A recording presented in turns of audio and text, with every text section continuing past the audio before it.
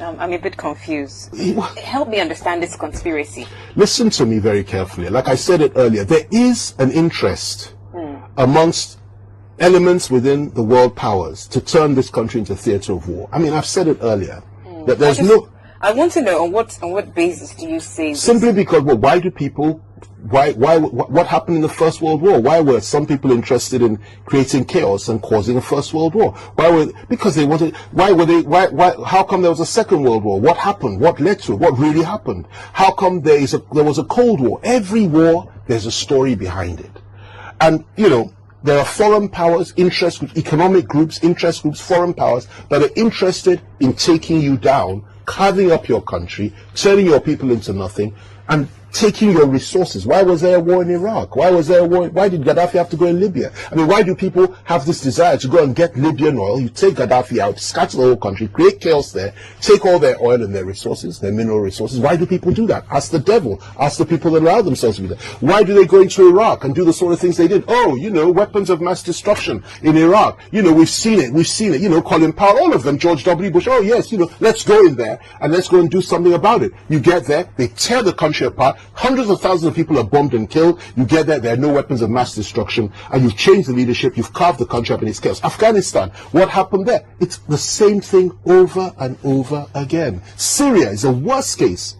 Absolutely horrendous. I followed that closely. I wrote about it over and over again in those years. Had it not been for Russia, Assad would have gone, the country would have, and what was happening? An Islamist rebellion. ISIS was the one leading the charge against a secular government. A secular government that was protecting the interests of Muslims, moderate Muslims, Christians, and Shia Muslims. And you wanted to take them out. And their soldiers were carving out the hearts of people and eating them in front of the TV cameras. Now, why do people do this? What is it?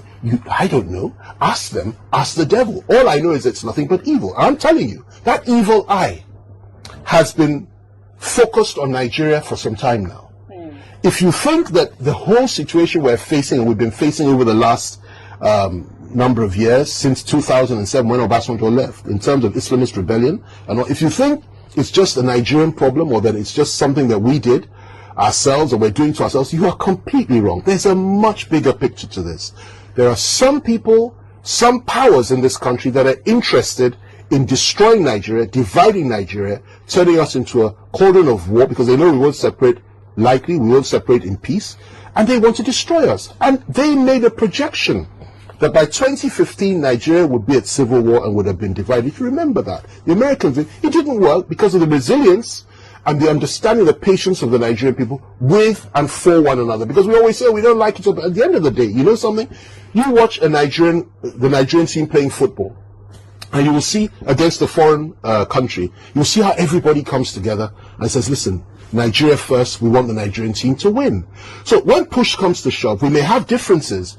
We may want to go our separate ways, but we'll talk about it and see the best way to solve. But these people are not interested in that. They want carnage. They want our blood to flow. They want our flesh to be hacked. They want it to be destroyed. They want our hearts eaten. They want our wives and our children to be raped and murdered. They want carnage. They want chaos. And then they want to establish a new order. Most importantly, they're interested in our oil. They're interested in having another pool of slaves for them. They're interested in chaos and carnage and destruction, and to destroy what would have been and what is the most beautiful lady on the African continent, a great country, a great power that it once was, that held so much promise for the black man throughout the country. Now, why would they want that? I don't know. Ask Satan and ask them. It's their agenda, not ours. But God still rules in the affairs of men. And when I say this, I'm talking about the deep state. I'm not talking about an individual president. I was a great supporter of Trump because I know that Trump was against this agenda. Trump pulled back foreign American forces from every single, he was not interested in this, which is one of the reasons they had to get him out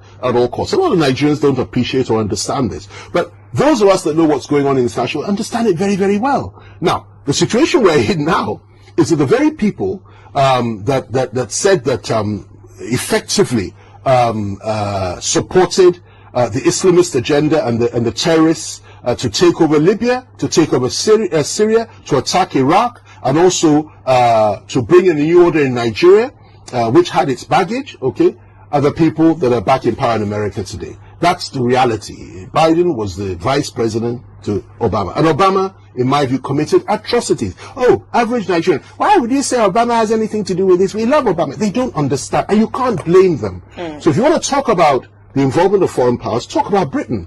Talk about America. Talk about France. Talk about the conflict between France and America on the African continent. Talk about the inclusion and incursions of China. It's a very complex plot. And then the fact that the Russians are not here in full force, which in my view is a very sad testimony, because they ought to be.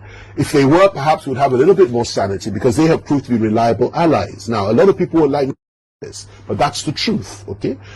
My concern is Nigeria as a nation and the Nigerian people. Okay. And whoever it is that will assist us to fight these wars that are being engineered by proxy powers that are who controls Boko Haram?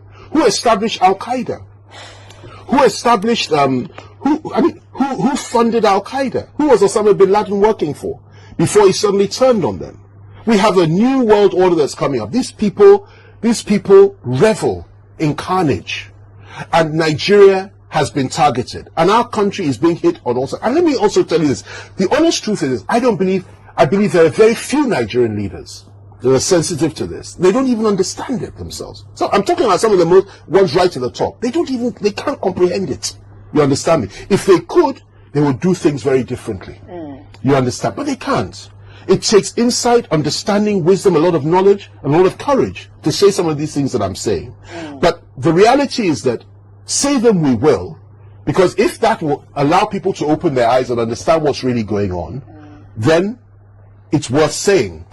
Why is it that we have not had the support from the international community that we so desperately need? Why is it that the Americans, who can fly all the way, flying their troops into Nigeria and to Niger Republic to save one American citizen, why is it that they can't tell us where all these girls are through their satellites? Why can't they tell us anything? Why is it that it's not reported on CNN every day, or on BBC every day, or Al Jazeera every day, that our people are being slaughtered every day, to thousands per day, literally being kidnapped and being slaughtered? Have you ever asked yourself that question? Why doesn't CNN report it? One person gets killed in another part of the world. Oh, look at what happened here. But when it comes to Nigeria, they blacked it out. Just to mention here and there, oh, you know them, they're killing each other, you know, that's all they're good for. What is really going on? And why is it, I go back to it, that during President Obama's time, why was an arms embargo placed on us? Poor Nigeria, fighting all alone, no arms, no nothing. We were left in the lurch. Not only that, when we had deals with other countries, they went there and said, don't give them arms to fight against Boko Haram. Who is funding Boko Haram? Who is behind Boko Haram? Who is using Boko Haram? Who is using Al-Shabaab in East Africa? Who was behind ISIS? Who was behind Al-Qaeda? Who was behind them? And this is not a Christian agenda. A lot of people don't understand it. This is demonic. It is Illuminati. It is evil. I mean, it's not a conspiracy. It's a reality. You understand me? They don't represent any Christian. They don't represent any Muslim. They represent only themselves. You understand? And the only way to fight them is through prayer, understanding, wisdom, and knowledge, and the impartation of knowledge to our people that this is what is going on. Our enemies are not our own brothers and sisters, whether Christian or Muslim or Northerner, they are, or Southern. Our enemies are outside these shores that see us as a space that needs to be filled with blood and destruction and carnage, and they relish in it. And they feed on that blood, and they'll come and take our resources, take everything that's ours, and tear us apart, and we have nowhere to go. May God never allow them